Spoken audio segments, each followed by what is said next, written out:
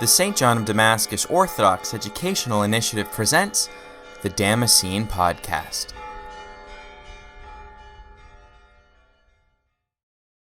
Chapter 7. How he entertained an angel, and whilst ministering to him earthly bread, was thought worthy to be rewarded with bread from heaven.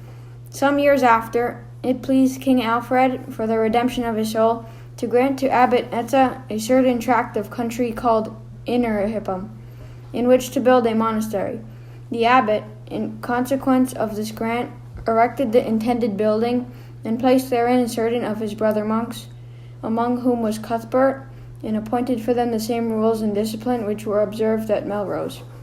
It chanced that Cuthbert was appointed to the office of receiving strangers, and he is said to have entertained an angel of the Lord, who came to make trial of his piety. For as he went very early in the morning from the interior of the monastery into the stranger's cell, he found there seated a young person, whom he considered to be a man, and entertained as such. He gave him water to wash his hands.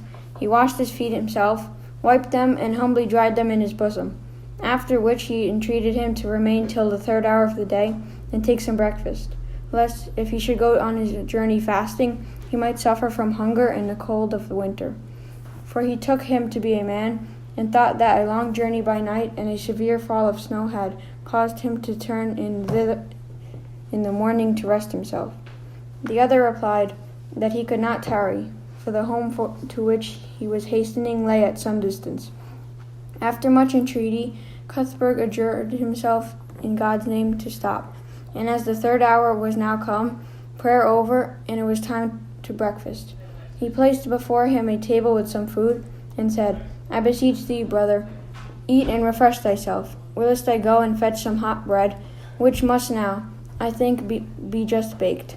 When he returned, the young man whom he had left eating was gone, and he could see no traces of his footsteps, though there had been a fresh fall of snow, which would have exhibited marks of a person walking upon it, and shown which way he went. The man of God was astonished, and revolving the circumstances in his mind, put back the table in the dining room.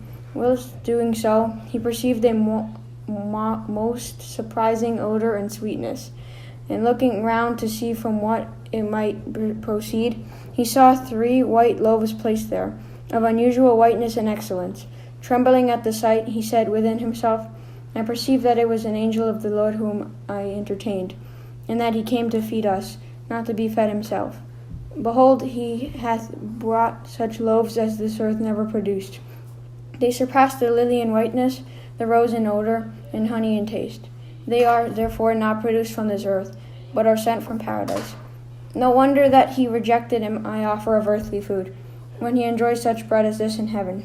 The man of God was stimulated by this powerful miracle to be more jealous still in performing works of piety, and with his deeds did increase upon him also the grace of God.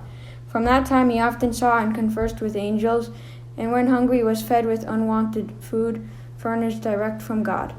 He was affable and pleasant in his character, and when he was relating to the fathers the acts of his predecessors as an incentive to piety, he would introduce also, in the meekest way, the spiritual benefits which the love of God hath conferred upon himself. And this he took care to do in a covert manner, as if it had happened to another person. His hearers, however, perceived that he was speaking of himself, after the pattern of that master who at one time unfolds his own merits without disguise, and at another says, under the guise of another, I knew a man in Christ 14 years ago who was carried up into the third heaven.